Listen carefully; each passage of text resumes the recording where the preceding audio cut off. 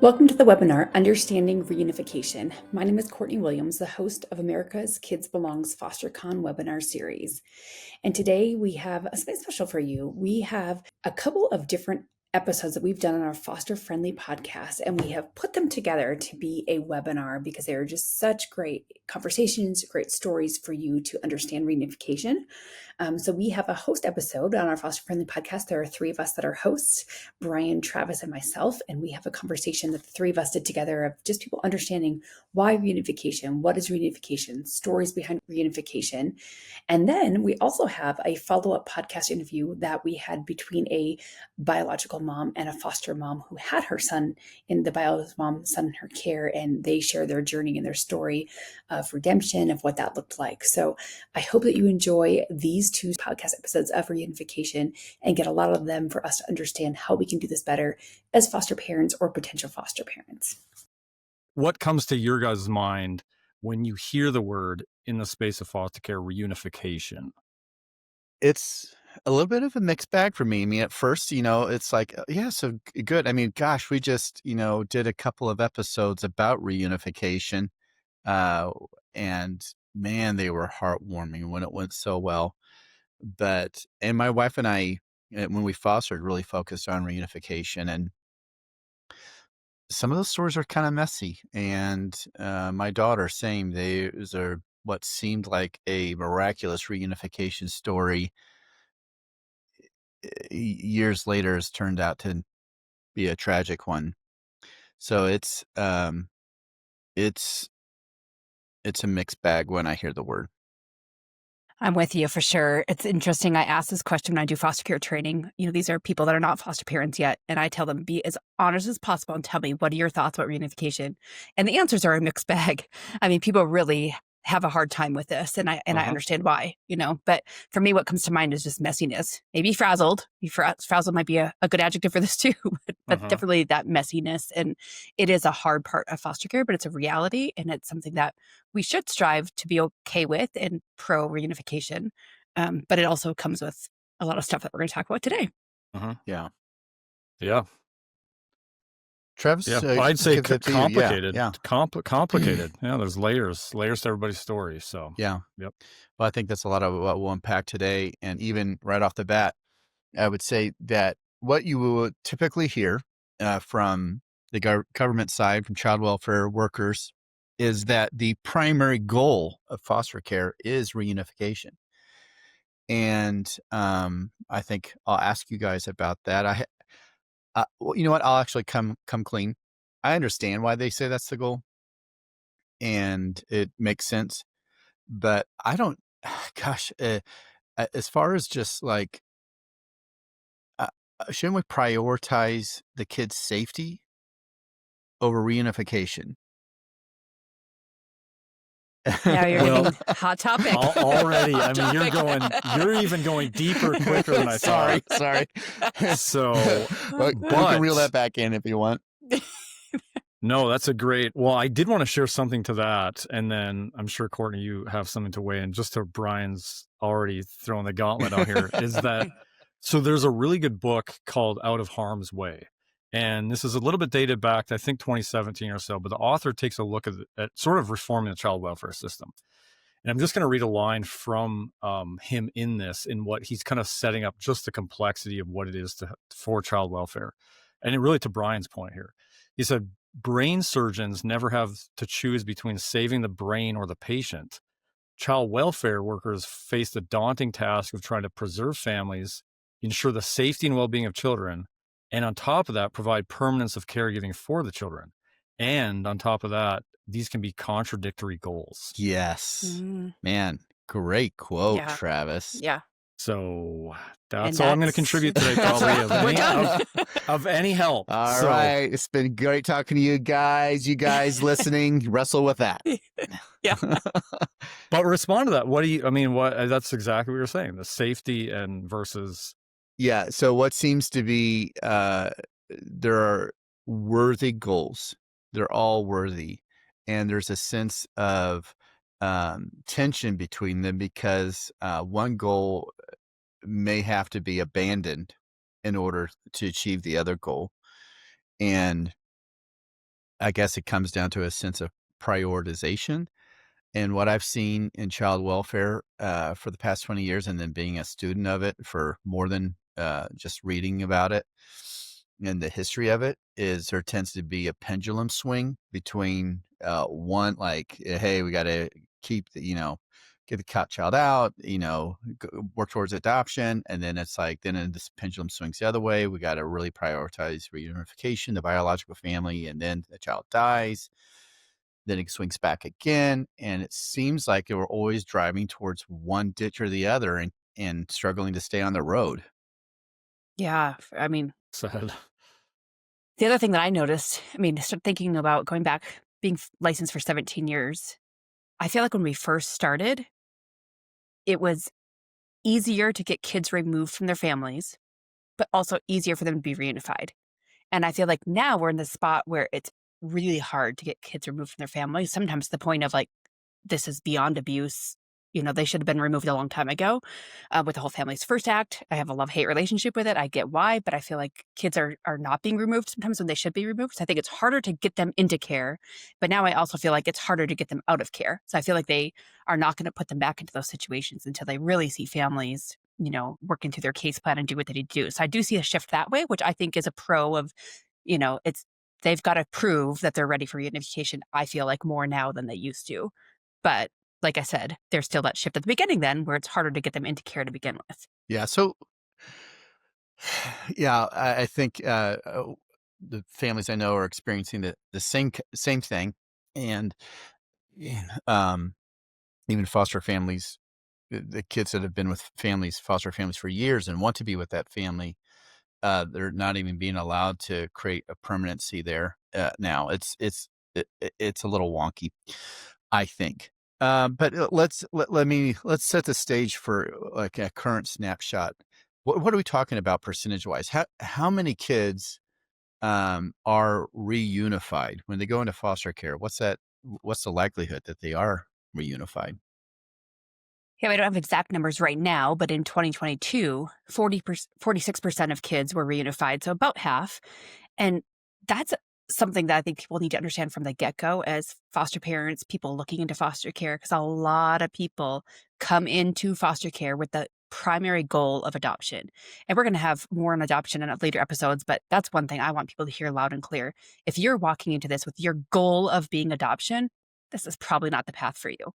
Right. We really do need to be pro reunification when it's safe and it's viable and it's good. Like, I put myself in those parents' shoes. I would never want to, if I was struggling with substance abuse, right? And if it took me 2 years to get my feet back on the ground, would I want my kids still removed from me? When you put yourself in their shoes, it's really hard to not be like, oh, I get it. Yeah. As hard as it is. Courtney, Well- do you happen to know when it's like almost half are reunified? Does that mean that they're going back to mom and dad, or mom or dad, or does it also mean no, that means they're going to an aunt or a grandma? No, that would be a different number. Okay. So, yep, that's more. Almost half are going back to where they came from. Mhm. So whether it was mom or dad, sometimes it's somebody else they were removed from, but whomever they were removed from. Okay. And then there's another percentage of people that are, adopted to grandparents or guardianship through grandparents or legal custody or other things. Well, and I think that too, as we set this up, it may seem obvious too, to like, when we talk about the why, but some things aren't quite, because some people's response, well, it's there, it's the birth parents' children, it's, almost like property, it's theirs, that's why. But we know, like, there are deep-seated reasons, just with our wiring, our biology, just even our physiology, there just seems to be a hardwired connection for biology, and then just like family identity, like that is another reason. What kind of muddies the waters even a little bit more is that there have been some pretty interesting studies around what they call gray areas of removal, meaning that on a given year, and maybe even state to state, that gray area could be different than another state, or it could shift because of policy shift. And maybe unsurprisingly is that in those gray areas of removal, the kids that were put into foster care fared way worse. In outcomes, which tells us that the layer of going into foster care is an additional layer of loss and trauma. So, again, it's looking at a very limited window of where it's very gray whether they should have been removed. So this isn't to push back against, of course, safety and removal is at the highest, priority. But it just shows that there's so much more to this. Yeah. Well, okay. So we've opened up with, recognizing that reunification can be a multifaceted complex. It's not as so easy as it's always the best and right thing to do. But, let's take the angle of let's look at it in a positive light. Like what are the positives? How can we appreciate it? And so with that in mind, as foster families or people who just care about this issue, how can we best support the birth family when they're going through foster care? Yeah, I kind of alluded to it a little bit before, but putting yourself in their shoes, I think is just a really easy way to say, these are human beings. They are people that I've never met a parent that didn't feel loves their children or child deeply, just like I love my kids, right? Even if they've done hard things to them, it's like there's something from their past, there's some demons that they're walking through, something that's causing that, right? But I feel like there might be one where I look at it, I'm like, oh, I don't know if they really had love for that child. But other than that, these parents really do love their kids. And so it's coming alongside them and seeing them as individuals who are part of this equation, who you need to be a cheerleader for, I think is the best and easiest way that we can love them and, look them in the eyes, make them feel like they're heard and seen and loved by you as a foster parent. That just goes such a huge, long ways in making them feel supported and then making them feel like they can talk to you about stuff. I mean, as soon as you open up that door of a relationship and you show them their humanness, they're going to start opening up to you. They're going to start welcoming you. They're going to start listening to your tips and ideas and then have that relationship with each other. I mean, to me, it is a beautiful thing. When we started foster care again in Colorado, so we were licensed in North Dakota, moved to Colorado, and we got licensed again. And we told our caseworker, we want to mentor birth moms. Like that's my goal. I want to mentor birth moms. I would love it if they could move into my basement. I could be like, hey, let's do this together. Let me show you how to be a mom, a good mom. And I want to walk alongside you. That's not doable, but I wish it was. But really to come alongside them, it is a beautiful, fun, amazing thing to be able to do. Yeah. Travis, what do you think? What have you seen her done that was important for the birth family in order to make steps towards reunification? So like in my experience, it's not direct, really. I mean, certainly stories of not reunification not happening. In fact, that's my own story of adoption in our family. The boys in our that we've adopted, their bio mom had 2 chances, and had a ton of support and love, and they went in twice to the system. And to Courtney's point, amazing love for her kids, just never had the resources and just kind of the end of the day just couldn't put all the puzzle pieces together to make it work. And it's just like it speaks to probably her overwhelm. And just so I mean that's just the true part of this as well. It's just that some people, even with the resources they're given and supports and stuff, it just for the whatever the root layers that's leading to them going to care in the first place maybe just never gets fixed, and so going home doesn't happen.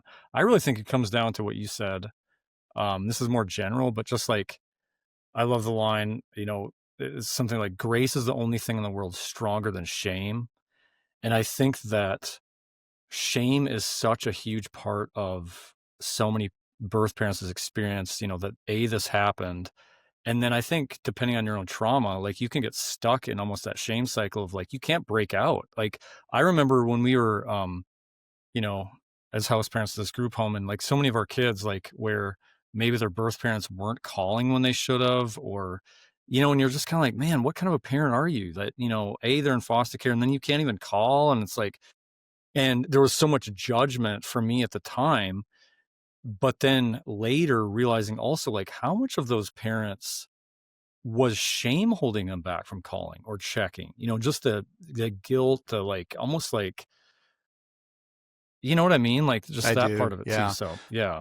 Yeah, that was interesting to me when we were actively fostering and meeting with the birth parents of, uh, that, you know, you go in thinking, oh, these people are whatever. They don't care, or they're super tough or whatever. And you meet them, and the their shame, embarrassment is palpable in most of the cases that we were involved in. And so you might have a parent who is tatted up as a gangbanger, as a drug user, dealer, who knows? Child welfare is like, these people are, um, hardened, and that all can be true. But man, when you have their kids and they're in your meeting, uh, most of our experiences were that they were, um, you could just see full of shame. Mm. And so to do things, like we did picnics, we invited them to, um, like sporting events, we invited them to church, all those things, uh, were just our attempts at trying to show that we didn't judge them, bring some normalcy in their lives. And I don't know that any of those things in the long run uh, would have made the difference one way or the other if they got reunified or not. But I'll say that God worked on us, on our hearts, and He changed us for sure. Of like, hey, I want you to view these people. Um, uh, they're made in my image, and let's start there as the default of how you see them, and then from there you can use discernment on if they're safe or not. So it did work on us, and I guess I know a lot of people who are considering foster care, they do struggle with this reunification thing. And I think part of it just has to be um, allow God, allow the experience to change you and see what happens. Um, so with that said, let's unpack what does hinder reunification. I mean, there's probably a dozen things that we could list off the top of our heads of why reunification doesn't happen 100% of the time. So take it away. Give me stuff that just comes to the top of your mind. Well, there's a couple facts about it. Some studies show and prove that the longer time a child is spending in care, the less likely they are to be reunified. So longer time in care equals less likely to be reunified. Probably just showing that case plan, it's not being worked out. Which is kind of funny because, I read that stat. Again, I'm going back to what I said earlier.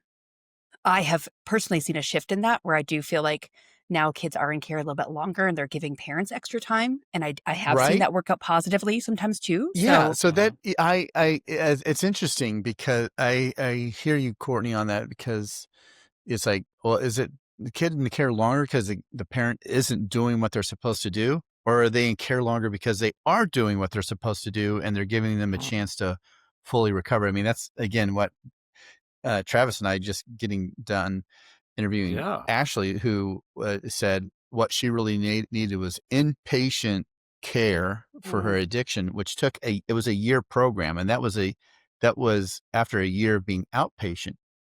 So it was full 2 years, but because they were willing to give her that another year in, now she's been a successful parent for a dozen years since then.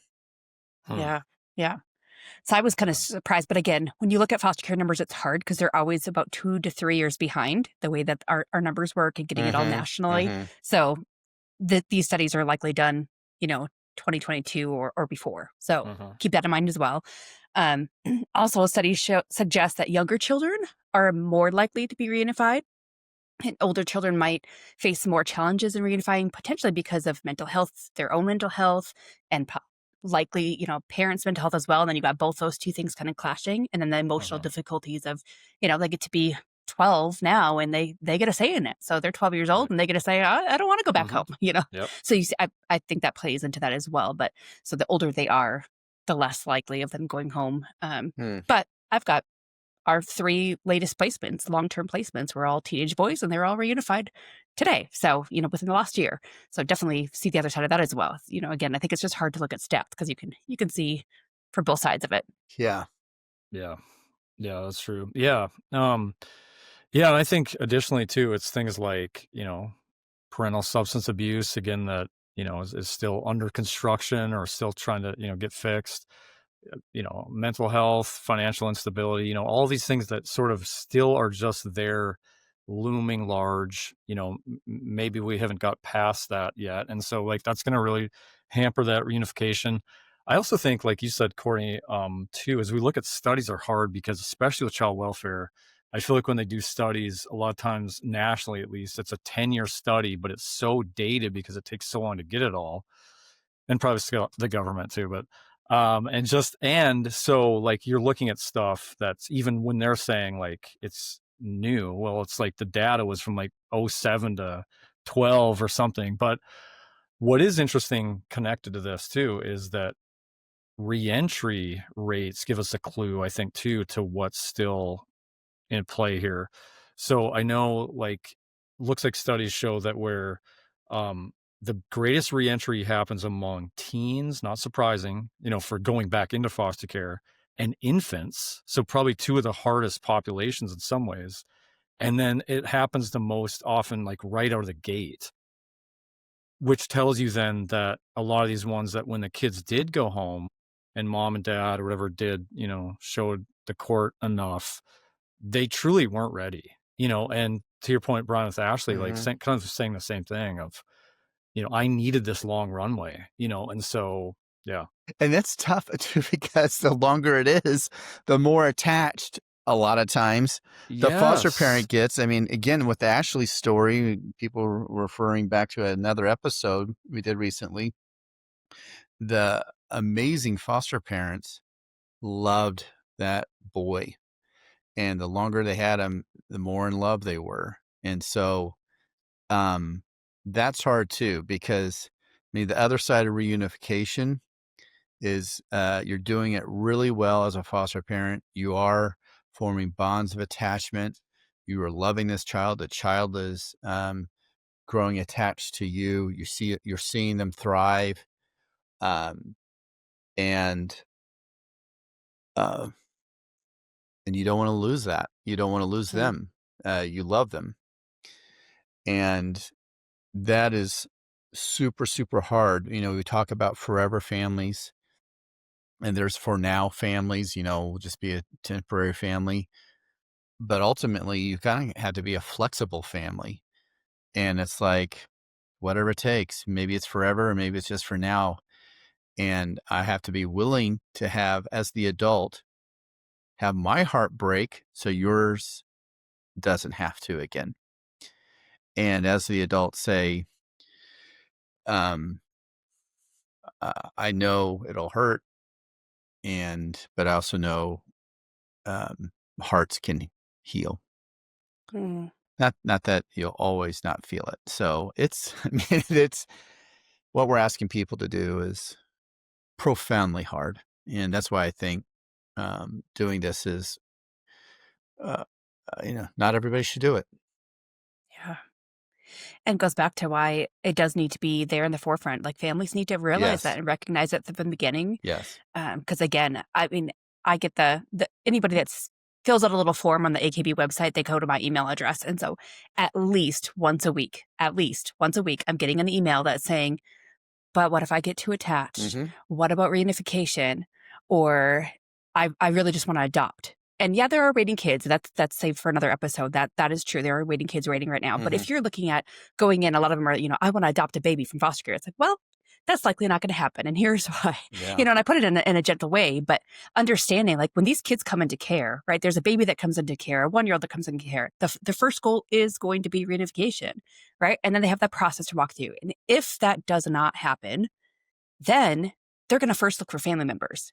And then they're going to look at the foster family that currently has that kiddo, right? And like for us, like I said, when we started fostering the second time in Colorado, we were not going to adopt again. We had 7 kids. We're done. We're not adopting. We just want to mentor birth moms. And then our first case in Colorado are 2 little kids, an infant and a 2-year-old. And now they're in our house for 2 years before they terminate parental rights, doesn't go to reunification. And it's like, are you going to adopt these 2 that have been in your house for 2 years, the one since birth? Or are you going to say, oh, go to another house, right? It's really hard at that point. Not that we had to say yes, but like they were part of our family at that point, right? But we were still, up until that 2-year mark, we were expecting them to go home with mom. We really were. Yeah. But people just need to know that. And it is so hard. We've had reunification stories that we don't agree that they went back home. We have had wonderful, amazing reunification stories where we've got to walk alongside and celebrate and throw a party for them, just really loving on families well. So you just got to know it. You got to know that going into care. And if you can't handle that reality, it's just not for you. Yeah. Well, let's focus on the positive for this moment. And Courtney, you've had the most reunifications. Julie and I worked on focusing on that, but honestly, we didn't have very many successful ones. You've had 3 recent teenage ones. Share about as much as you can how those went, and what do you think you guys did well that helped make that happen? Again, it goes back to making them feel like you're on their side no matter what, even when you're not feeling it. I mean, there have been times when it's like, I don't agree with what's going on right now. I don't love this person really right now, but I'm still going to love them. I'm going to choose to love them. I'm going to choose to, let them know how their kids are doing, telling them what's working well in our home, encouraging them to try these things. The longest placements we've had recently that were here long term were all teenage boys, all about the age 14, 3 of them, all went home, but they all had some really hard things going on. And so walking through the mental health stuff was a big thing. And one of these cases was a youth in conflict, which means it wasn't something a parent did to get them placed in care, which will, again, this is another episode we need to do because I didn't even realize all this, what that was going on. And now it's becoming so popular. But really encouraging that mom, like, you really can do this and let me come alongside you. I mean, we sat down, we had coffee together. We had hour-long phone calls multiple times a week of me filling her in of how this kid's doing. This is what I'm trying. And then he would go home for a weekend and she would try the things that we were trying here and she was seeing success. And then, it was almost a whole year process. But then when he did go home, she felt like she had the tools. And it wasn't like, oh, we're better parents than she was. We just had some tools that she didn't have and we were willing to share those with her. And now, it goes back to what Travis said, that immediacy. I'll be honest. He went back right before Christmas and we were like, for that first month, we were expecting a phone call any day if he's coming back. And he's still there today, months later, and we still keep in contact and she still asks for my support and, what would you do in this situation? And I just love that she knows that I'm still here as a resource. So Courtney, what, again, without breaking any confidentiality, what are some tools that you maybe shared with her that would apply to all sorts of parents who are like, I could use that tool. I don't know about that. Like, does 1 or 2 come to top of mind? I think the biggest thing with teenagers that I've noticed is a lot of these parents have a reactive personality, which I too have had and can easily fall back into if I don't catch it. Meaning when a kid is thrown a temper tantrum, even as a teenager, or they are just melting down, the wanting to yell back, the wanting to get in their face, the wanting to not push him around and, but like, get out of my way type thing. Match their energy. Totally. And like, if you're just able to be the calm in that storm, that alone, I mean, it is game changer. And I feel like that's something you have to really, really teach and coach over and over and over what that really looks like. And it's okay that they go to the room and then they'll say, well, what if they're in the room for 2 hours? Then they're in the room for 2 hours, like Right. just give them their space. They're teenagers, Mm-hmm. Yeah, I think that's the most common one I would say that I Yeah, help with. the art of de-escalation. And Yeah. I don't know. Do you have any books or anything that you like that you would recommend when it comes to that specific topic? I don't have any specifically about teens because, again, that's what I see the most. Mhm. But The Whole Brain Child is a book that I love that really talks about like what's going on in the brain in those moments. Also, Parenting with Connection talks about that Yeah. connection. The only thing that I don't like sometimes in some of the TBR type books, they really just write one that's specifically for teenagers. There probably is one. I just don't know about it. But they often talk about that time in, and I get it, but teenagers, that's often not what they want. And so families, when they try to do that time in, like, I need to be right here, or they need to be right here by me, it's like, that's not really what they're saying in TBRI with connection. Younger kids, yes. But I think when we try to force it on these older kids again, it doesn't work. And they really, they want some autonomy. They want some space, just like we do as adults. Think about your adult relationships, your spouse. When you get in an argument, sometimes you just need a few minutes apart, and that's okay. That's not necessarily putting them time out, though, right? Like, if they want their space, we're willing to say, yes, you can have your space, but I'm right here. And that's the connection piece. You can go out there. I'm going to sit out here on the couch, and I'll be here for the next 2 hours reading a book. And if you want to come out, I'll be here. And that's still that connection. So it's I think people will take that time in thing and just take it the wrong way for teenagers. Okay. No. Yeah, there's parenting, man. It is tough, and it's especially tough for people who are dealing with addiction, mental health, their own trauma, their own growing up in a dysfunctional family. They don't have the tools. They don't even know these tools exist. And so if you're in a space where you do have some of those advantages, share them, root for their success, and do like Courtney did. If you're fostering and you know that there's a parent out there who does love their child, and it's not a matter of desire or motivation, it's a matter of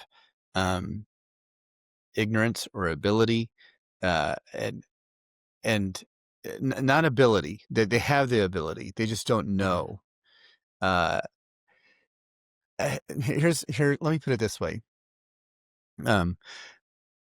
When I was growing up, my dad was trying to teach me about cars. Not too motivated to learn about mechanics, but I do remember one thing he told me. It was he just tried, let me make this real simple for you. He said, when a car's not running, it's one of three reasons.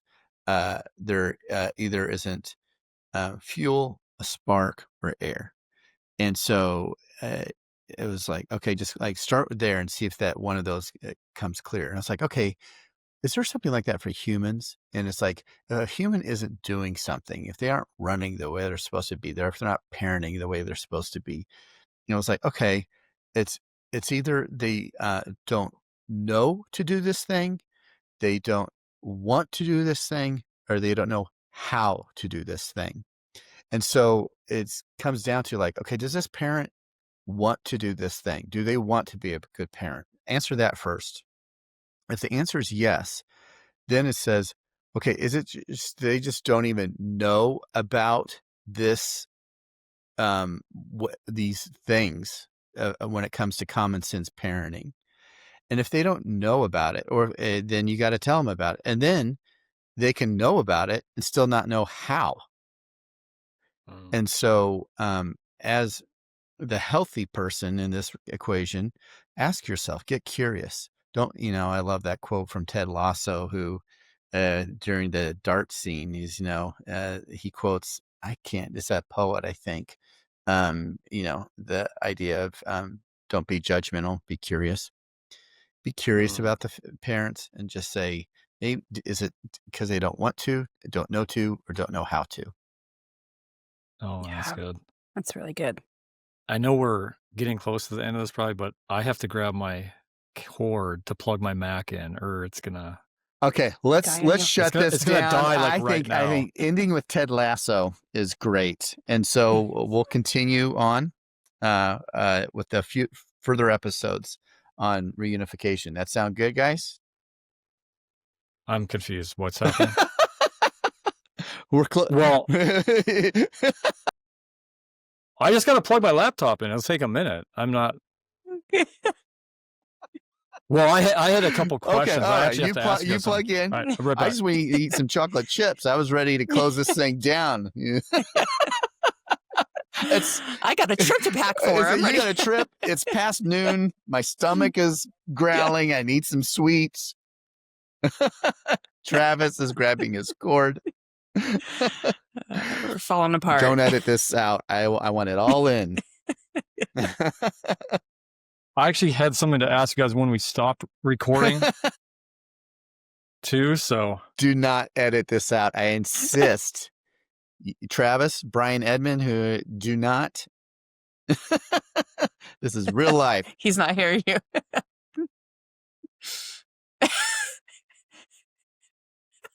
All right, Travis. All right. Yeah. All that's being recorded. Yes. And I don't want to lose any of it. No, we got that last record. yeah. I was just like, I thought you were bailing on the podcast. I'm like, wow, I was. okay. Courtney needs to pack, and I need to eat chocolate chips. Well, let me not take you from that. Well, one thing is I wanted to ask about something I said at the beginning. But one of the things I wanted to ask, because sometimes stuff comes up in this conversation that as we maybe close this down, but one of the things I wanted to, or someone should ask is people that are listening, because I think reunification is still really confusing. I mean, there's people that listen and go, because it sounds like what we're saying too is like those relationships to encourage, bio parents and to the life on life type stuff and how helpful that is. And, when they go home, they're, and different states are different, but like someone's listening going like, does fostering mean I'm doing like dinner with birth parents? I mean, I don't know that that's clear. So doesn't that seem kind of relevant to like say something along that, or you know what I mean? Like,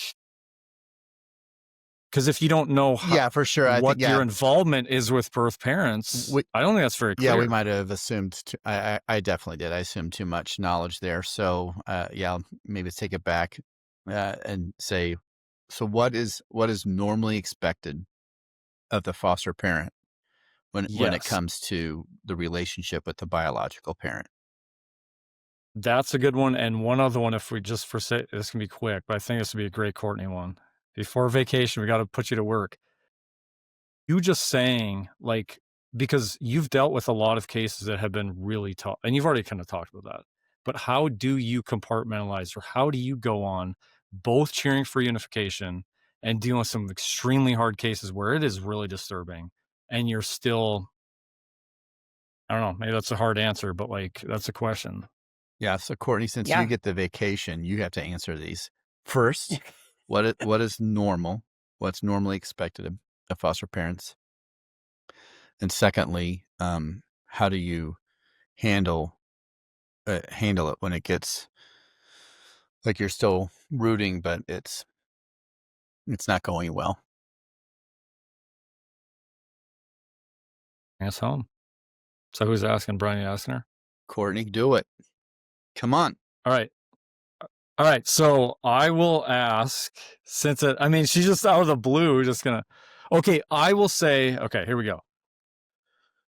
So Courtney, I know that there's a lot of listeners that, brand new to foster parenting, maybe just peeking over the fence, do not, still learning.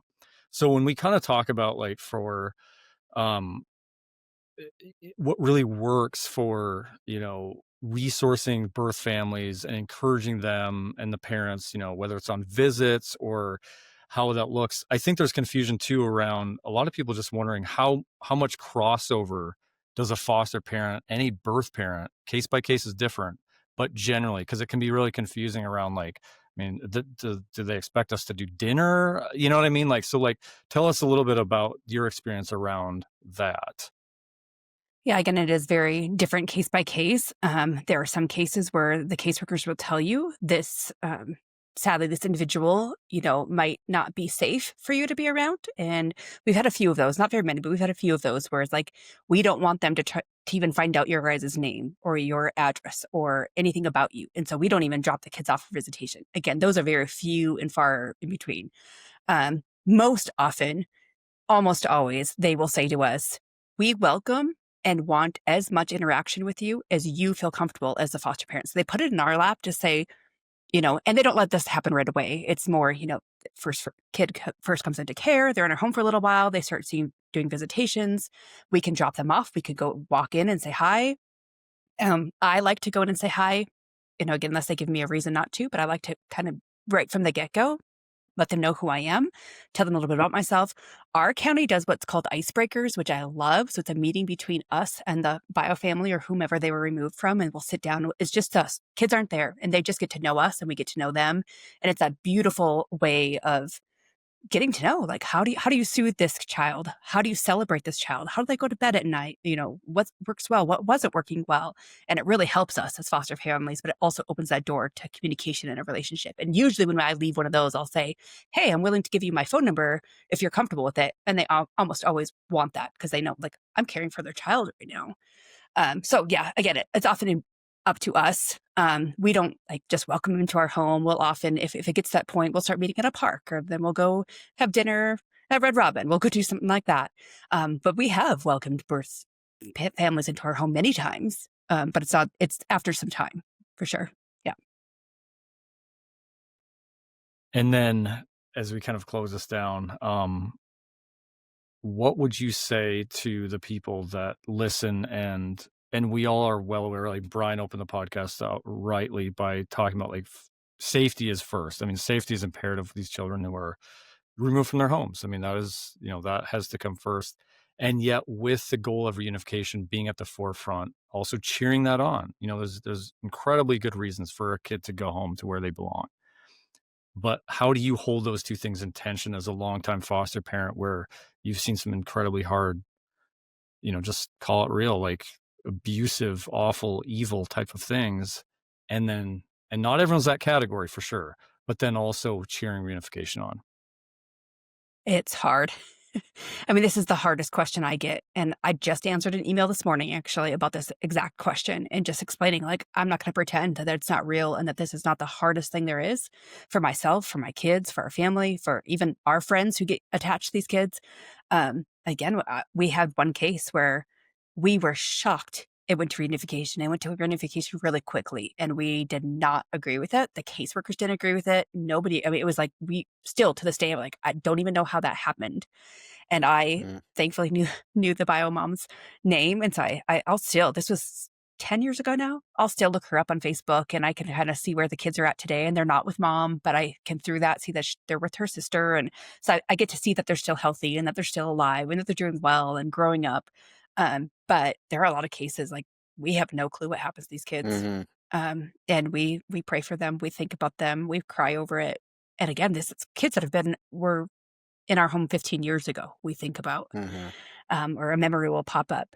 And so I'm not going to, skirt around it saying it's not the hardest thing. But again, going back to the heart of reunification, most of the time when we have seen it done, it is done well. And these families have worked their tails off to get their kids back.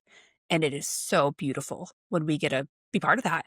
And the more we welcome them into our homes now, from the very beginning, if they feel that from us, even through those hard things, and you start to see that transformation in those parents, and then now you have this relationship. And like I said, when they go home, if they're still willing to let you be part of their life, I mean, that's this added bonus versus these cases where I got it wrong a lot in the beginning with the relationship with bio families, a lot.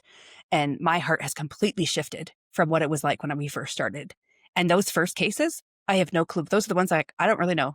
I have no clue where those kids are today. I have no clue what they're up to. But the ones that I have poured into and said yes to, and I'm gonna be part of your team, they're the ones I know. I know where they are. I know what they're up to. I have a relationship with them still to this day. Yeah. When reunification is the right thing to do, and many times it is, and when it's done well, that you get to be a part of that, it's a beautiful story, and you are privileged and honored to play a part in that. And so, is it hard? Yes, but it's also such a good thing that I hope many of you get to experience that in your life, that you got to play a part of reunifying a child and a parent. Well, I hope you guys will join us the rest of this month. We do have the podcast that Brian was alluding to with Ashley. We actually recorded it before this, but we're airing it after this. So this is the launch of Reunification Month, and our next 3 episodes are all wonderful stories of reunification. You're going to get to hear from those moms whose kids were removed, a foster mom, and even a foster child who are now adult, but who was the kid in this situation. And yeah, you are in for a treat. Yes. Thanks for saying that, Courtney, man. These next few episodes that we've already recorded are some of my favorite. They're beautiful. And now you'll really feel what I just said, how beautiful reunification can be. Ashley, if you could just sort of bring us into, the circumstances a little bit surrounding your son getting involved with child welfare and your initial feelings and experiences of him being put into the foster care system, just kind of that part of your journey. Okay. So kind of in order for me to go there, I have to tell you that um, after I gave birth to Ashton, my son, on 2006, I had multiple blood clots on my brain, and I almost died. And it was a really big touch and go. I was in there several weeks, maybe a month or something. And, at one point they didn't think I was going to make it, but I was heavily medicated. And so even leaving the hospital, um, they sent me home with medications, really strong ones, but also ones that were, blood thinning medications. And the doctors back then didn't really. It's not like it is today, where there's all this awareness about narcotic medications and the dangers of abuse and all this and that. And so sent home, just told, hey, take all this medication as prescribed. Your life depends on it. And so I spent my 21st birthday in the neuro ICU, and I was a single mom. So I'm going home after this traumatic, physical issue, and I've got a newborn, and I'm not working, and the dad's not in the picture, and it, just a recipe for depression and anxiety and fear of dying and gonna die again, and or that fear of, is something gonna happen and I'm gonna leave my son. And so I began to take the medication as prescribed, but then I realized it was like something kind of switched, where I realized, like, this helps numb pain. It helps quiet thoughts. It helps me cope. It helps me get through the day. And so then I started taking more, and until it got to the point the doctors, would stop giving it to me. And then, at this time I'm full-fledged addicted, and so I'm buying it on the street and wherever I could. And you know they have a term, you guys may be familiar with it, but doctor shopping, where you go around and you tell your story to all these doctors and, try to get what you could. And you just, you know, I didn't want an addiction like that, but that's what happened. And I'm thankful today that there's better awareness of that. So anyways, the addiction progresses, and I've tried to get, kind of clean a few times. It didn't really work. And, um, you know, trying from one thing to another thing to help. I ended up using even harder substances trying to get off of this substance. And then you get hooked with friends and a lifestyle. You meet people you never would have came in contact with. Um, and my life just spirals. I'm kind of out of control. I'm like full-fledged addicted. I've got this son who's, looking at me, and we're living house to house because I was, kicked out of my mom's house, and, just living here and there wherever I could. Very unstable for him. And this one place we were staying, my son had told me someone was abusing him. So I took him to the doctor first, and they were just like, there was nothing they really could do. And then I was like, well, I'm going to take him to the hospital. I think I tried to file a police report, and, they told me not to take him to the hospital, but I did because I was worried. And, however, I'm an addict, and the doctor at the hospital the night that I brought him in he worked at my private practice that had just discharged me for drugs in my system. And he saw the state I was in. He knew my situation. You know, my son was there, and I guess he immediately called DCF. And at the time, we were homeless because there was no way I was going to go back to the place that we were staying with him, you know. So they called DCF, and the police arrived, and the caseworker arrived, and, you know, they kind of explained to me what was going to happen, that they were going to remove him from my custody. So, Ashley, before we go further down that path, Selena, we're going to have you introduce your story. So, at the same time that Ashley's life is hitting rock bottom, you're starting to look into foster care. So, tell us about that journey, and then bring us to the point where uh, your life intersects with Ashley's. Okay. So my husband was an adoptee. He was adopted by a kinship foster placement. When moved in with them when he was 10, and then he was adopted when he was 16. So when we got married, adoption always was kind of, well, initially it was adoption was kind of on the table for discussion. Always like, maybe one day, maybe we'll consider that. Um, we hadn't pursued that a lot after, we got married, and my husband, as an adult adoptee, um, went through some dealing with what that meant in his life, and was he ready to adopt? And he said that he was not, but he was ready to foster. We had some friends who were foster parents in our community that we were very close friends with. Um, my husband was serving on staff at our church, and at that time, our governor's wife, her platform was foster care reform. And so a lot of the churches were doing foster care ministry, kind of in support of that. And we had gotten sort of pulled into that ministry at our church that was already going on. And then just it was like coming at us from all sides. Like, the timing was right. My youngest child was entering kindergarten. So I felt like it was a good time for us to we had a little margin, like we had an extra room at the extra seat at the table. We had an extra bed. We had an extra seat in the car. We had, all these things were coming together where we felt like we really can't deny what we've seen. Our eyes have been open to the issue. Our eyes have been open to our margin, to our extra, if you will. And so it was one of those things where we could not say no. And so we obviously took the classes, and it's a long process here where we are, from when you make that initial call that says, hey, I'm interested in being a foster parent.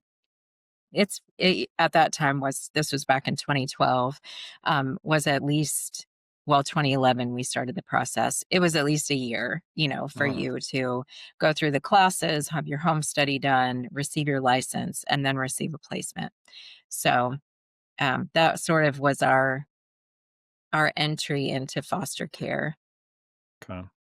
So before we continue the stories of Ashley and then your, this convergence of, um, going into the journey, did either of you have preconceptions of the other in terms of kind of who you represented here as a birth parent with a child in foster care and then as a foster parent?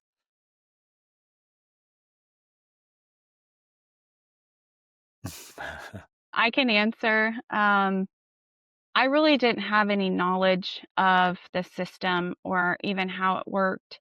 Um, growing up, I mean, we never had that in our life, but, people would say things like, oh, there's a child law, they'll come and get you if you don't behave. But, I didn't understand what that was or what that even looked like.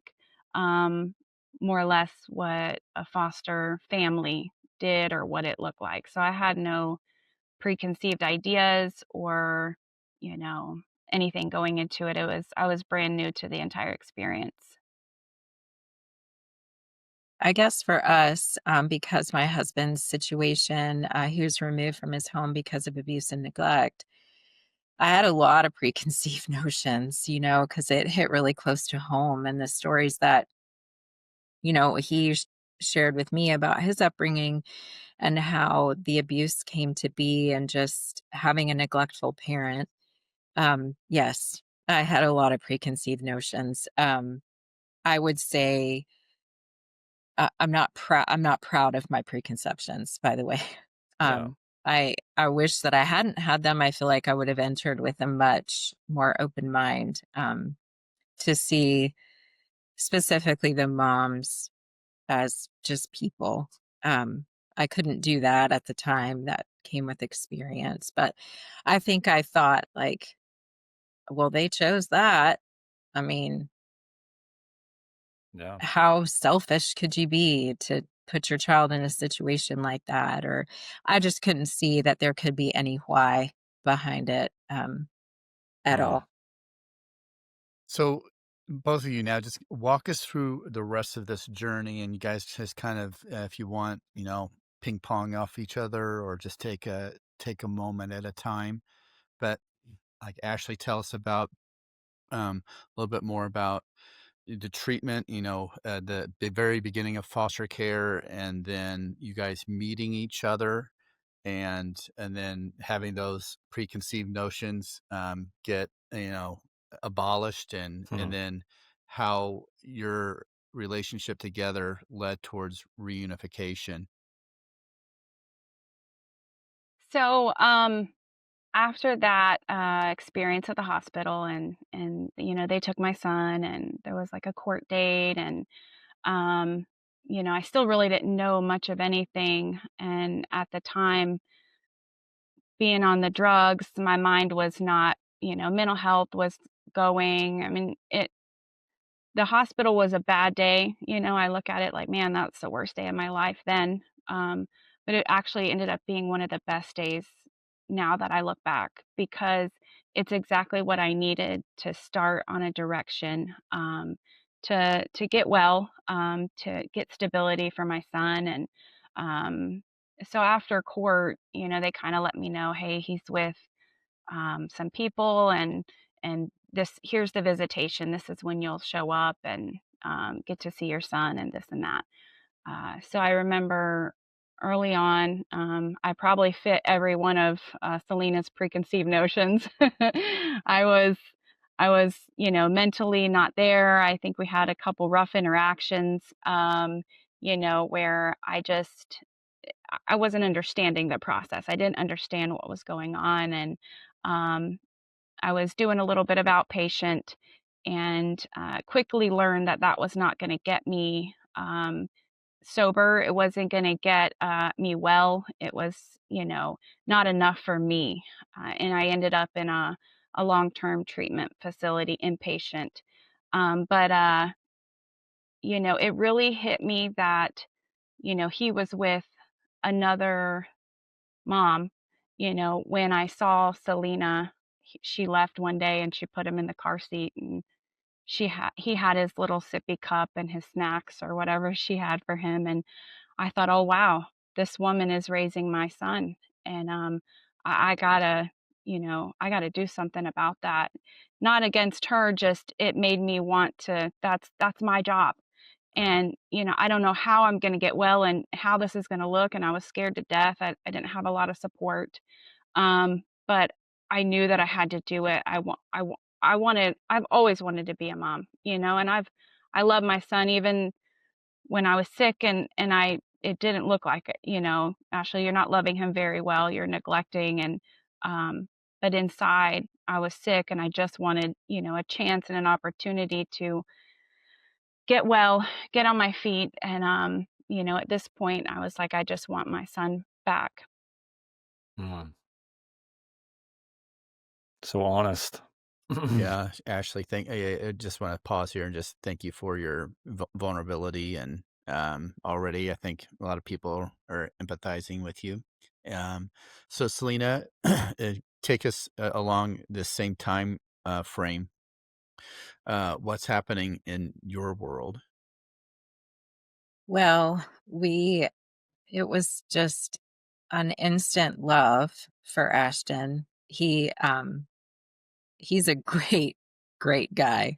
And he always was just so sweet, and he was very compliant and kind. I mean, in thinking back, Ashley had obviously done a really great job. Um, he was our first placement, so we didn't have any other things to judge it by. Um, but now, having had so many placements through the years, Ashley was doing a really good job. Hmm. you know, and I just couldn't see that at the time. But he was such a great little guy, and he was doing well in school, and my kids loved him. And so he really did just um, become part of the family, and the bond was pretty instant for us. I don't know for him, but overall, I think we were just fiercely protective because we saw a vulnerable little boy with so much potential, and we had so much love for him. The idea of reunification, which is always the goal of foster care, and we knew that, and we agreed to that, and we supported that 100%.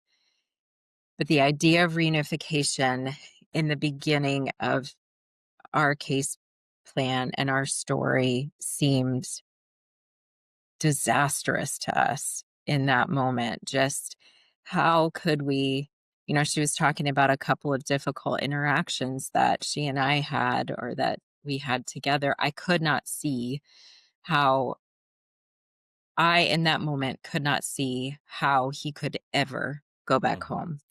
Um, it seemed impossible to me. And so we continued, to parent him. We discovered sort of early on in the process that for whatever reason, um, in Ashley's state that she was in, she responded a lot better to Tony, to my husband's interacting with her than she did with mine, which Hmm. now makes so much sense, right? I was a threat, he was Mhm. not. So Tony that's when we really like got our footing in our foster care journey, as far as like we kind of stayed in our lane, right? Like Tony was really good at the court process. He was really good at the visitation, drop off and pickup, like interacting with the birth moms. Um, and so we sort of like assumed our roles and kind of stayed in our lane. And I think like I served Ashley the best I knew how, like behind the scenes, and trying to include her, trying to have Ashton make things for her, or, do things like that, that she could feel part of his story. But then Tony was the one who was kind of the front man, if that makes sense, because it Yeah. was just less volatile, and that was better for us. It was better for Ashton. Um, And so I'm not sure how far you want me to go into the story, because I'll just stop right there for now and let Ashley pick up, or whatever you want to do. That's perfect. Yeah. I'd like to say something. I don't know if you guys have another question, but I Go can, ahead. things really began to change after a few visits and such, and they did give me pictures and tried to keep me included in what was going on. And I remember the day that I just realized he's safe, and that he was safe, he was loved, and I could go and get well now. I could go to long-term treatment. He was good, he was thriving, he was protected, he was loved, he was cared for. And my vision of Selena definitely changed when she invited me to her church for Mother's Day, and they had worked with Ashton to do a Mother's Day verse and whatnot, and it was painful, but it was so beautiful. it was painful because I wasn't with them, but it was Mm. so beautiful that, you know, they thought of me. Wow. Thanks for sharing that. So let's keep going on down that theme of when things started to change. Selena, you said it felt impossible, and so what happened to have it start feeling different? Well, to be honest, Brian, it didn't. I mean, I'm just being honest, Yeah. okay? Yeah. I mean, because it's We, hard. We've loved kids in our life too, and it's like, oh my gosh, how are we going to let go of this child? Yeah, Mm. keep going, yeah. keep going. So, Ashley may have to clear up some of the timeline. I don't exactly know 100% what order things were happening on her end, but on our end, um, her dad stepped into the picture. All this time DFACS here is looking for suitable family. They still do that in our area. If there's suitable family, that's ideal. Especially if the parents are working their case plan, which Ashley was, um, they are still looking for, knowing that uh, recovery is a very long process. If they can get the child with suitable family, family's always best. And so her dad came into the picture at some point, um, and he lived in Florida. We lived in Georgia. Ashley was in our area. We didn't know anything about him. Well, we didn't really know her family at all, but he was married, and they wanted Ashton to come and live with them, and Ashton, to my knowledge, had no relationship with them. Um, we did not know him. Um, we didn't necessarily trust him just because we didn't know him. And so the ICPC process was started, which here is usually a couple months long at least. So he passed all of his background study and his home study, and um, we met them. They came up and met Ashton, and at some point along the way, I think it was about 6 or 7 months in, which seems so short now Mhm. in terms of some other case plans that we've worked. But when I tell you we loved that kid, we really loved that kid. And so he ended up going to Florida with his grandfather, with Ashley's dad. And I remember just weeping and thinking the worst outcomes, like, oh, I don't know this guy. He seems like a softie. I'm totally sure he's just going to let Ashley move in, whatever condition she's in. Like, Mm. I don't think he's going to set firm boundaries. He, of course, can't parent as good as we can parent, all these, Mhm. these things just because I still couldn't see that success was possible. Ashley, I don't even know if she was inpatient yet at that time. I'm not really sure the timeline, like I said, of her side. But she wasn't doing well. And it just didn't see, I couldn't see how him being with them was better than him being with us. I've learned a lot since then. But when he left the courthouse um, with Ashley's dad and his wife, we just wept, and then we went to Cracker Barrel and drowned our sorrows in carbs. I mean, it was just, I'll Yeah. never forget that. Just my kids were at school and my husband and I just crying at the table. Mm.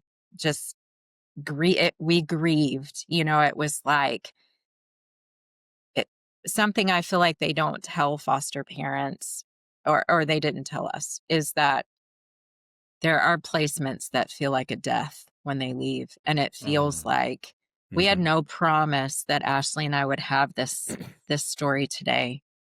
For all intents and purposes, Ashton was out of our lives at that point, and we had loved him so fiercely.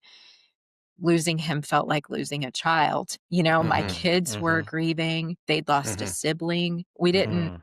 we didn't know how to process all of that. And so even when he left, it still seemed impossible.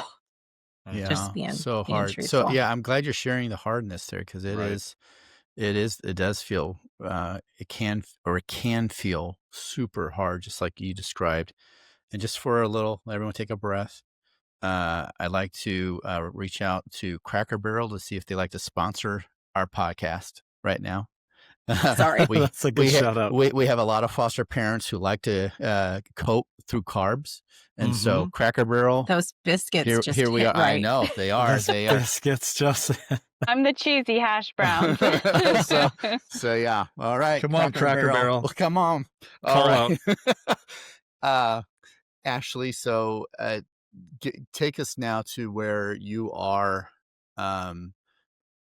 You are recovering, and again, you guys have mentioned if you haven't been in recovery, if you haven't struggled with addiction, or you don't have someone in your life that you love that has, it's just such a long journey. It's so much longer than you think it ought to be. So tell us, get us to the point where you are recovering, you are becoming the mom that you could and hoped to be for Ashton. Well, I got the news while I was I had already checked myself into inpatient rehab, and I was there, but it was I had only been there a short time. And an I think what empowered me to be able to go and make that move was the fact that I had seen Ashton was safe. I saw Ashton was loved. I saw Ashton was provided for, and he had a safe home and everything. And it was like, okay, now I can go and take this time to get well. Being a single parent and an addiction, and at the time I really didn't have any safe family. My dad wasn't in my life, so that was not even an option. So he, they were my support for him while I could go and get well. And the system was giving me a plan to follow so that I could, regain custody after everything was completed. And so I felt really good about going in, but then getting that news while I was in there, it really rocked me, because I would have much rather him stayed with Selena and Tony. And I was getting to know, like I was forming that relationship with Tony. I saw Selena was a wonderful mom. And, you know, even though I may have been jealous and I didn't want her to be his mom, I was so thankful that he had someone like her that was fighting for him, that was caring for him when I couldn't, because the state says, you've got to go, and rightfully so, because I did need help. And so I ended up being in an inpatient rehab center for about a year. Very long process, very hard. There was many times I just didn't think that I was going to make it through. My mental health was tanking. The not being there, not being able to be with my son, him being with my father, who I didn't even have a relationship with, and I really didn't even like, to be honest, at the time. It was really hard, but I graduated. I did my parenting classes when I was in there. Um, the whole program was really about reunifying through, if you have a DCF case. So that was a very really good community place, a resource for women that were in the system. I don't know if the place is still there anymore, but it was a really wonderful program that helped you get sober and get your kids back. So Ashton being with my father I ended up, get, you know, healing, I guess, with him, and forming a relationship, and ended up, I saw, like, okay, this is good, but it took a while. It took a while for that, because I wanted him to be with Selena and Tony, throughout that process. But um, getting out, I had to get a job. I still had to, and like Selena, was saying that, some people get out and they still do whatever they do, and their kids are with their family and they don't set boundaries, and all it gets messy, and the kids are kind of just in that place. But because I didn't know my dad very well, and I didn't want him living with him, and I didn't want him, I was going to get my job, I was going to get on my feet, I wanted to regain full custody, and that's exactly what I did. I got out, I got my job. I did actually move in with my father, and our relationship healed even more. um, got my job, got the 6 months of income, and ended up going to court and petitioning and getting full custody back of Ashton. And I remember the day being in court, and the same courtroom with the same people that they first took him and he was placed in the system. It was a very hard thing to sit and listen to. They just talk about all your bad, everything. But this time, actually, people were clapping and telling me thank you, that they were really, not everybody fights and gets their children back and gets this far in the process. So far, if I hear a theme, it's uh, for both of you, what you felt like were some of the worst moments, and they end up getting redeemed, and uh, those worst moments turned out to be something became something good. Selena, so we still haven't heard. I mean, as far as I know, to this day, you still have had this point of view. So, but apparently something happened somewhere where we were like, oh gosh, I'm glad. I'm glad for this journey. I'm glad for this reunification. There were some hard moments. But somewhere along the way, something in me started to change. Tell us about that. Well, we were privileged to be sort of kept in the loop. Ashley's dad and my husband continued to communicate. So we were aware that Ashton was doing well, that Ashley was improving. I guess we maybe were let know that he had gone, that Ashley had gotten full custody back again. And so, we kind of softened like to that, wow, it's a success. Of course, by this time we had who knows how many other kids come through the house, and it was our home life was chaos. But in that, hearing Ashley's celebrations gave us hope, in each of the cases that came afterwards, that, wow, okay. Like, this is keeping us in the game. Like, she's doing really great. Ashton's doing really great. Just knowing that that all was part of helping restore her relationship with her dad. I mean, I think you hit the nail on the head when you used the word redeemed. Seeing Ashley's story has been redemption lived out in front of us, just the whole like beauty from ashes thing, just we saw that in real time.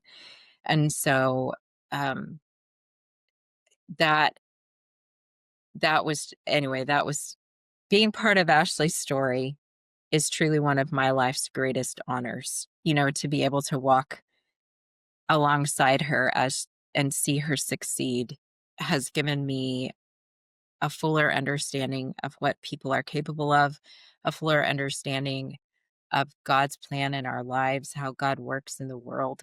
Miracles still happen, and I didn't even, I don't think I even knew that, even I l- being like a pastor's wife and like, but we don't Wow. get to see that a lot. yeah. So the reconnection piece, at that point, I don't even remember, Ashley, you might be able to tell me more of the details, but my kids were a little bit older. And Tony had taken them down to Florida, or Tony came by himself. Is that right, Ashley, the first time? Tony was down there. Okay, I believe his grandmother had passed away. So we actually had family that lived in Ashley's town in Florida. And so when his grandmother died, he said, you know what? I'm going to see Ashton. I'm going to see if they'll let me see him. And I think, Ashley, you may have still been living with your dad at the time. And so Tony reached out and said, I'd just love to see how you're doing. Like, can I just come by? He was down there by himself. So because I was home with the rest of the kids. And so Ashley, I'm going to ask your question for you, Brian. How did that go? Like that, you have to take over from there, because I wasn't there that night. I know Tony's perspective, but not yours. No, I thought it was absolutely awesome. And you have an amazing husband. You're an amazing person, and so is he. He's just always so encouraging. And even then, he was just encouraging my dad, Ashton, me, just always so full of, good ththings to say and uplifting. And, so our interaction that night was just really good. We had dinner, and I felt proud because I'm like, see, I could do this. And I was so thankful. And I think so much, seeing him come back, and just during that time frame specifically, I was, I was home with Ashton. I was recovering. I was, we were healing together. We were in therapy. Like that, I was trying to figure out how to, move forward, and also to amend the past, and to just be a mom, not just a guilty mom, or, because you can't make up for those things. You just can't, but you can, I remember the day I told Ashton, I know you don't trust me, but if you give me an opportunity, I can show you that I can be trustworthy again. And, as a little guy, he was like, yeah, we can do this. I'll try to trust you, mom. And, so he is an amazing kid. But during that time, it just really hit home, because Ashton, they sent him with a scrapbook of his time there. And I know it was for him, but I felt like it was also for me, because we sit down together and we look at the time that he spent and the things that he did. And, I just thought, how can people love so extravagantly? They they loved my son as if he were theirs, did the same, would treat him no different than their own children, right in the same treatment. And then also supporting families of people who most of the world is like, oh, why? Yeah, they have that judgment. They have that, how could they do that? How could they get in themselves in this situation? But they just loved. And I just thought, wow, like I want to be like that. Mm. I want to be a person like that. I want to love that extravagantly. I want to give and serve. I mean, so she says I helped her, but they helped me, because I'm like, I want to be like them when I grow up. Mm. I want to have that, I want to be a person like that. And so I think it worked both ways, Selena. Wow. It's so much to listen to and process, and the rawness and the realness and the honesty, the vulnerability. Yeah, I'm just like I literally have to just pause to just almost take this in. I did want to say that one of the couple of things I wanted to highlight that you said to me, and then we'll start closing this interview down. But just the role Tony played as a man coming into the story. A lot of times men can feel lost, or what is my role? Or, am I here more to mentor the kids, or am I a backseat with my wife in this? But in this story of how pivotal his role was directly with Ashley, and being, someone that's more neutral maybe to her, or just the way he helped inspire you, or to be the better you. I mean, that is such a powerful message for men out there that are in this journey. And your honesty, Selena, about grief and loss, paralleling that to death, and that's so real. That's a big part of a foster parent attrition, I think, when they're not supported. And just then lastly, just this kind of theme of like, in redemption, there's a process, like you said early on, like with Ashley, like she was kind of reinforcing the very preconceptions that you had, but give her time to be supported, to be poured into, to do what's in her heart, which is being an amazing person, is being a capable mother and a loving mother who's inspiring others as well. So you've already both kind of spoken to this, but if you could sort of in either a sentence or two, the greatest lesson or the greatest gift, sort of you've each learned from one another personally. I think the real turning point for me was when Ashley allowed Ashton to call me on Mother's Day one year. I don't know if you remember that, Ashley. And it was several years later, and I just thought, wow, that he would even think of me all these years later, that she would allow me to be part of that story, that we would be spoken of in a nice light in their home, just blew my mind. And that's when I really learned that my son says, Mom, people are just people. And he, he says that like kind of quippishly, but there's a lot in that, people are people. And I really learned that like there is no mom, there is no woman who thinks, well, gosh, I'm going to take this hit of cocaine, or I'm going to smoke this weed, or I'm going to take this extra pill, because I sure hope they take my kids away one day. That seems great. I mean, no one thinks that in the moment. In the moment, they think, this pain is too big. I'm too alone. The pressure's too great. I have nothing. I have nobody. I need something. I need something. And that's what's there. And like, I'm not discounting personal responsibility. We all know these actions are wrong. We all know they made the wrong choices. And I mean, I would never like condone coping with life the way that these moms cope with life. It's not correct, right? But when you look at the why, like Ashley was alone, she was in pain, probably a lot of postpartum issues, physical issues. Like, what was she supposed to do, really? If there was nobody there for her, and the church wasn't there for her, and her family wasn't there for her, well, guess who was there for her? These friends who brought her drugs that made her feel better. And she wasn't thinking, man, I hope somebody comes and takes stashes someday. That'd be really great. That wasn't what she was thinking. She was thinking, how do I get through the next hour? And so when I was able to look at her story, and then that just changed my perspective of every birth mom that came after. Like, how did you get here? You did not plan this. How did you get to this point? If I can see the how and the why, I can deal with what's going on right now in your life. I don't like it. I'm still going to protect your kid from you till you get your life together. But I can give you a lot more grace, because I've never suffered like that. And I don't know what that would be like. I really don't. What choice would I make? I have no idea. I've never had to make it. So that's way more than one or two sentences. But like, seeing Ashley walk all the way through that, like, and really being in it with her, like, helped, it changed our perspective forever on not just birth moms, but people in our community, people in the world. There's always a why. People are people.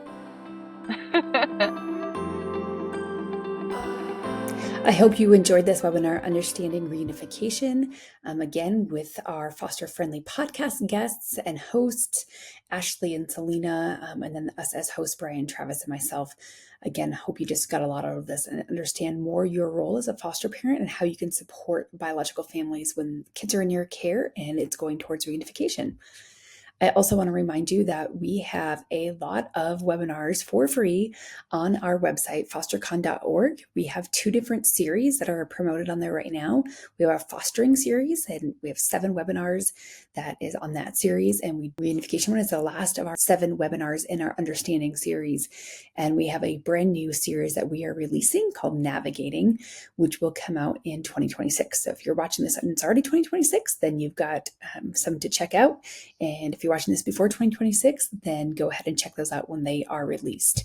As always, I'd like to remind you that it takes a lot of resources and time to make this content possible, and we would love if you would consider giving us a donation. You can go to americaskidsbelong.org and choose donate, or scan this QR code. And then lastly, I know a lot of you are here for CE credit. Again, go to FosterCon.org and you will find a link to fill out a form for you to get the credit you need for this webinar and any other webinar that you do. We do ask that you fill out one form per person and that you each fill out your own form, and then we will get you a certificate. So getting to America's Kids Belong, it is our goal, our mission to change the experiences and outcomes for kids in foster care. And we do that through three programs that we have: our Fostering Front Door, our Foster Friendly Podcast, FosterCon, and then there's actually even more, our I Belong project and other things that we do here at America's Kids Belong. So if you're unfamiliar with us, I encourage you to go check out americaskidsbelong.org. Thanks again.